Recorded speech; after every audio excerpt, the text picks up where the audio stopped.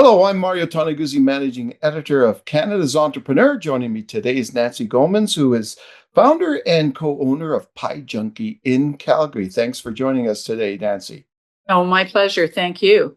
Okay, let's talk a little bit about Pie Junkie. Tell me just a little bit about what it is and what you folks do. I think we've got a really kind of a unique concept. The pie junkie is pie being traditionally made, so by hand. The recipes are a lot of them are family recipes from myself, my partner, and other family members that we've collected recipes. Everything is made from scratch. No preservatives, no fillers, no unethical products that are environmentally unsound, like palm oil. So anything that goes into our pies is existed 100 years ago, and we kind of make it pretty similar to the way they made it 100 years.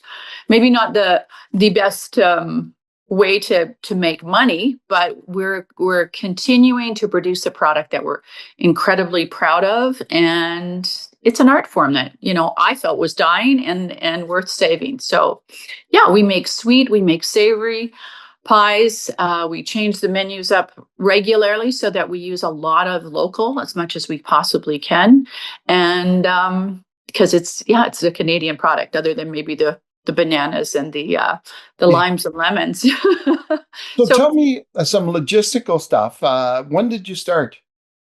so we're just celebrating 10 years. We opened in September 10 years ago.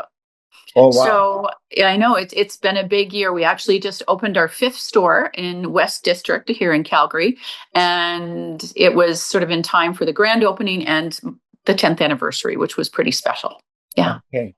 yeah. Let's go back in time 10 years ago. How did this all start and why?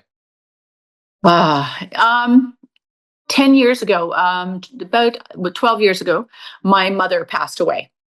And I have four children, and two are special needs. So my oldest daughter has Williams syndrome, and she was quite upset at the passing of my mom, as was I. But my mother would come, and being a traditional Italian mom, she would make pasta with the kids, and she would teach them how to make butter tarts and how to make pie. So in Taya's mind, Nana's visits were all about pie. So she said to me when my mom died, who's going to make pie with me? And I said, well, mom will. And I was in the advertising and marketing world and did a lot. Most of my work was in hospitality.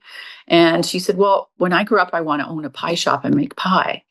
And I think that there was just enough transition going on in that industry and in myself. And I kind of heard that and went, I want to create a place, a safe place, a community place, and kind of honor my British dad, who was the savory pie maker in our life. And so with Taya in mind, I started the research and the brand development. And, a year and a half later, the Pie Junkie was born. So when did you, in making that transition from your quote unquote former life, former Yeah. professional life into this, uh, you know, uh, was it a straight transition or did you do it part time until you got Pie Junkie going? The best laid plans of men, right? I thought in my, because I had worked in the hospitality and branding and stuff, so River Cafe and Mescaleros and, the Buffalo Mountain and all of the vintage projects, those were projects that I worked on, Azurage Estate Hotel. So I approached this as if it were a client, coming to me. So I did the research. I went through everything and approached it as if it was a client with the idea that I could bring in a partner with the kitchen background and I could do the marketing and the branding and some of the beautiful packaging that would be needed for. It was just all very pretty in my brain. And I would be close to my children who were, getting older. So the plan was, I was going to kind of create my studio within that space and work part-time, full-time. It hit the ground running, and Hmm. there was no way I could ever do anything but Pie Junkie from day one. Wow. Why do you think it was a success from the get-go?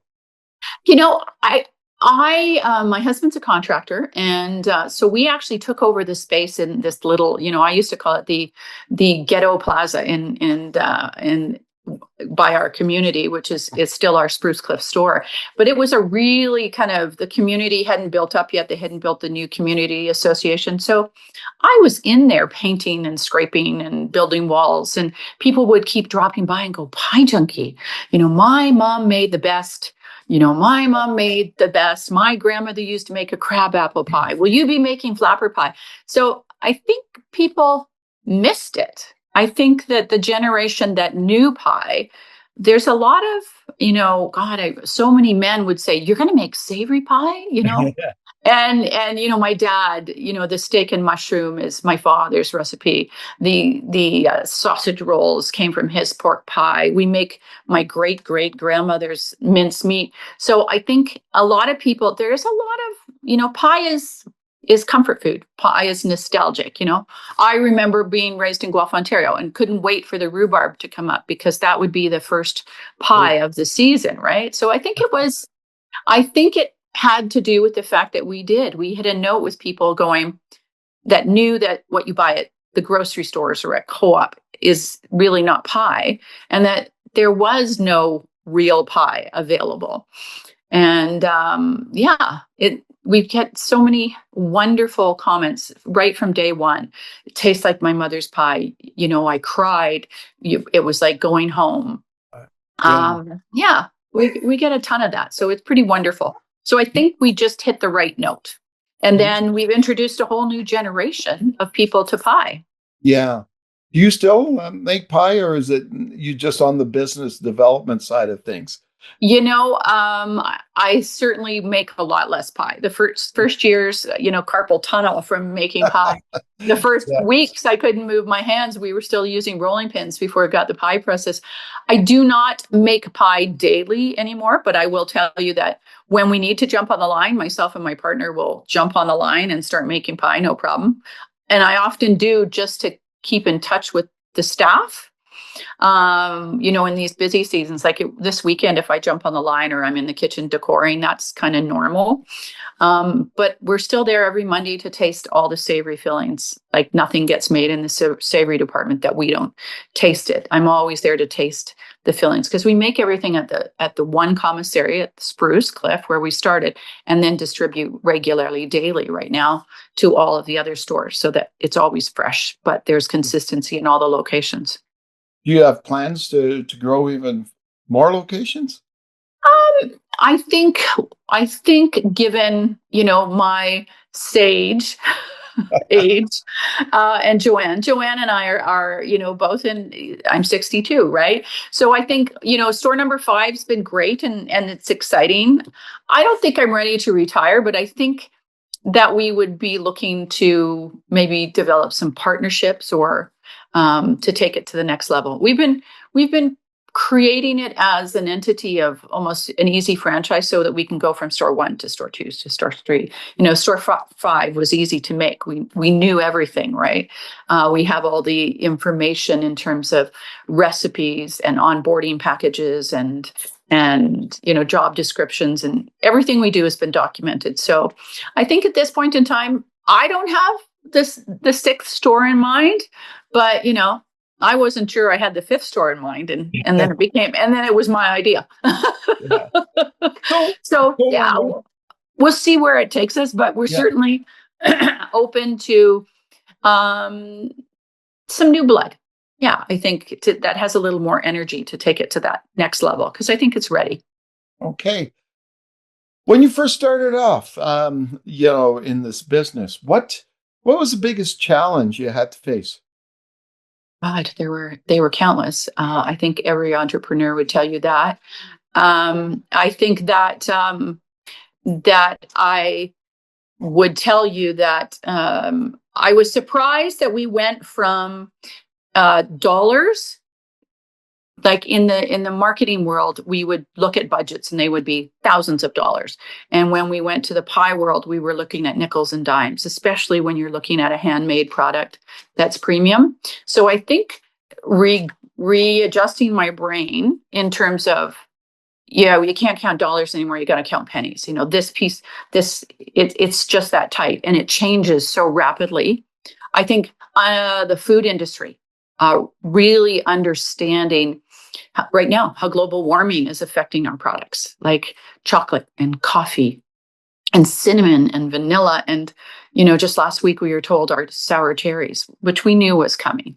The changes in our climate are making really big changes in our price points and in availability. A couple of years ago, that heat dome that we had, there were no raspberries, but there were no raspberries, not just in Canada, there was no raspberries worldwide. And the price, and so I think recognizing the vulnerability of the food system has been a really big part of this for me, for sure. Mm-hmm. Yeah. So I'm curious, what does your daughter Taya think now, 10 years later, of all this and what's grown? Well, Taya is she's a wonderful personality. So Taya does have a role to play. She likes to walk around and tell everybody that she's the boss. Um, so Taya, she does occasionally work in the stores. She isn't working there right now. So we always have a staff member that she shadows, and right now the person that she typically shadows is no longer with us, sadly. So she just likes to come in and let everybody know that it was her idea. Excellent. So Yeah. tell me, if you're looking at talking to a young person or even an older person that's an Huh. aspiring entrepreneur, what advice would you give them? I think we've all heard it, that the first 5 years are super challenging. And I think people always go, "Oh my goodness, you've been such a hit and you've been so busy." But the learning curve is like that. Even when you understand marketing, even when you understand business, both Jo-Anne and I came from, business backgrounds, and I had my own business forever. I think when you start something new, you have to be excited about the amount of hours that you're going to put in, and you need to be excited about the constant learning. And, you know, we make the joke we get smarter every day, right? Yeah. But usually that's because, oh, we should have saw that coming. So I think the first 5 years, yeah, it's a ride, and I think that you need to be expect to learn a lot in a short period of time, and expect to be poor for a chunk of that time, for sure.